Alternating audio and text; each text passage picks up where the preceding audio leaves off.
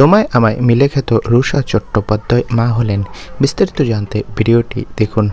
ছোট পর্দার জনপ্রিয় মুখ রুষা চট্টোপাধ্যায়, যিনি তোমায় আমায় মিলে ধারাবাহিকে অভিনয় করে দর্শক হৃদয় জয় করেছিলেন, এবার ব্যক্তিগত জীবনে সুখবর এনেছেন। 19 জানুয়ারি অনুকরণ রায়চৌধুরীর সঙ্গে বিয়ে করার 2 বছর পর তিনি মা হয়েছেন। বিয়ের পর থেকে আমেরিকায় সংসার করে আসছেন রুষা, তাই গর্ভবতী হওয়ার খবর এতদিন গোপন রেখেছিলেন।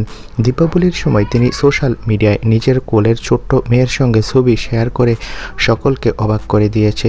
ছবির সঙ্গে রুষা লিখেছে, আমাদের ছোট্ট অনুষার তরফ থেকে সকলকে দিওয়ালির শুভেচ্ছা।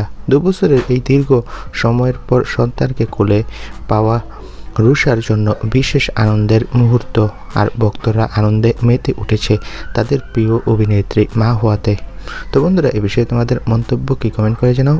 ভিডিওটি ভালো লাগলে একটি লাইক দিবে আর আমাদের চ্যানেলটি সাবস্ক্রাইব করে রাখবে। ধন্যবাদ বন্ধুরা সকলকে।